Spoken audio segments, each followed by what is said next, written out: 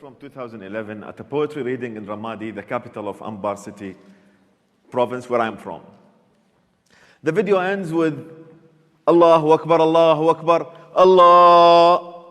These were the last words of a suicide bomber just before he detonated his vest. I was there. I remember making eye contact with him and seeing a kind of fear that I'd never seen before. I jumped behind the wall, and that wall saved my life. I was lucky to survive. The person who was filming did not. My name is Ahmad al-Bashir, and this is my story and the story of modern Iraq. Humor is very important to us Iraqis, as you'll see. After surviving a suicide bombing, my cousin Mustafa cracked a joke at me. He told me it was a shame that I survived because how much he'd been looking forward to eating the meat served at my funeral. When we Iraqis die, we serve really good food at the funerals.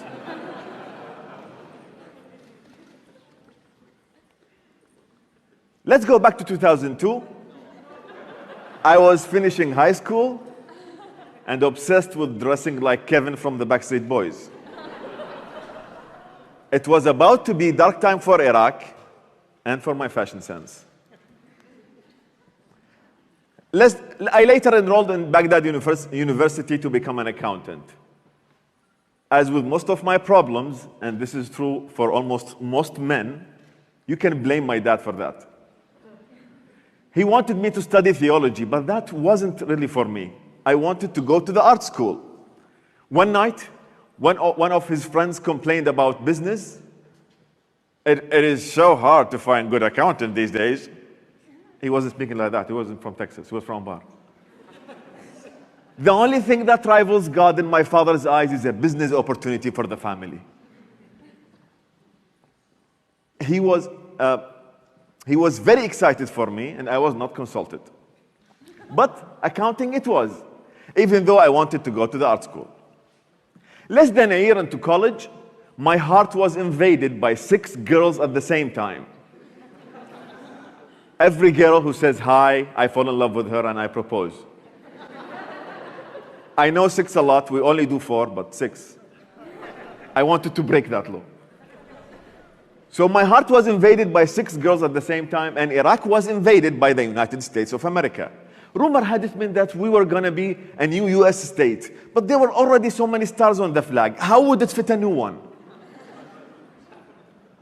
Months later, I'll never forget being in a taxi driven by an old man. And I was telling him how much I was excited about the American occupation.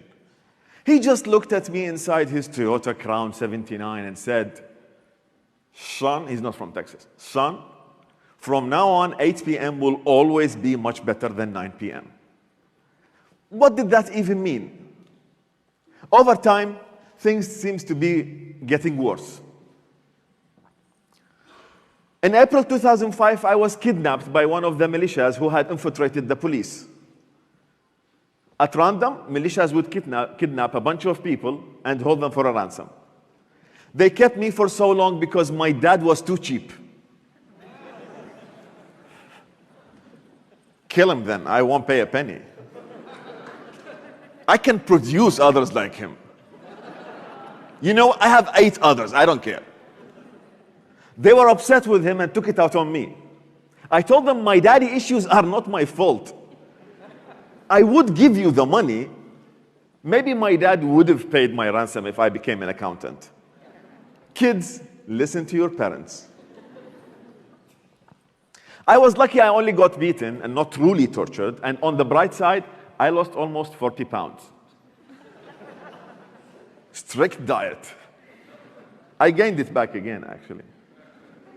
As I told you, humor is very important to us Iraqis. I try to make my jailers laugh so they can see me as a human or even as their friend, so they don't take electric drill to my skin. After 38 days, I was released. And get this, the same guy who kidnapped me came to my shop later to say hi. So yes, I was punched for 38 days and told so many jokes that my captors came by later to say they miss me.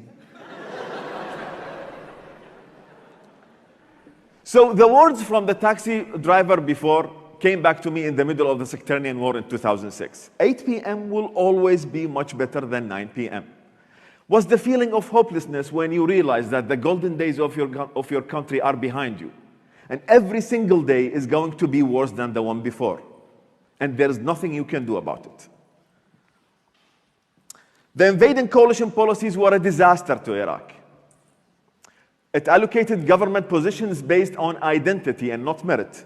It disbanded the entire Iraqi army, sending hundreds of thousands of armed men into poverty with no way of providing for their families. People with no government experience or people who hadn't been in Iraq for decades were put in charge. I could talk to you about a lot of tragedies from this time. A mortar falling on my house with my brother inside and us having to wipe off his remains from the walls in order to have something to bury. My father was truly tortured by Al-Qaeda, and he died a year later of a kidney failure.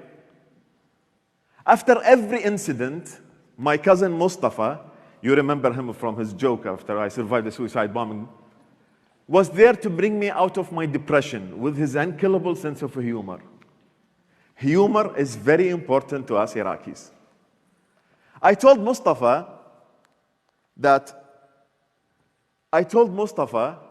it seems that the only bad things in my life happens in April. So he told me this: next April, don't worry, it's going to be fine. He died in May just to prove that point to me, when he accidentally stepped on an IED. And yes, we ate meat at his funeral. You probably want to know what I was up to while I was getting my heart broken like this. I became a TV reporter during this bloody civil war. There was less demand for an accountant, you know. I decided to leave Iraq to go to Jordan. I couldn't keep doing that. It was for my own mental health. I knew Al-Qaeda wanted me dead for my journalism. The first episode of Al-Bashir show came out in August 2014. The same month, Mustafa's father, my uncle, was killed by ISIS. We risked discussing sectarianism, a taboo, when Iraqi forces were mobilizing against ISIS, which was almost a sectarian war again. But our risk paid off. We had 1 million views that week for our first episode ever. We were the only ones independent of any political parties. We made fun of the government. Every topic was fair game. We made fun of the government, we made fun of ISIS, we made fun of politicians, of militias, we made fun of your mom, your dad, your brother, your sister, only when they deserved it, of course. That was our audience. We were among the voices that causing millions strong protests throughout all of Iraq's major cities in 2019 and 2020. Every Friday, our show was broadcast on a big screen in Tahrir Square during sit-ins calling for an end to the corrupt system. The government tried to scramble the signal, but I guess their heads were too scrambled. I wish I could say that's the end of the speech, a happy ending, when Iraqi new generation is taking over, and Iraq is living happily ever after, and the new generation is ruling with the era of harmony and security. No, sorry. I'm not Iraq's Prince Charming. Al-Bashir show didn't cause Iraq's happily ever after. Iraq is not a democracy today, and here's why. Tens of thousands of people have been kidnapped by the same militias who are controlling Iraq today, and none of us know what's happened to them since 2016. The political elite has created a political system that allows them to stay in power forever.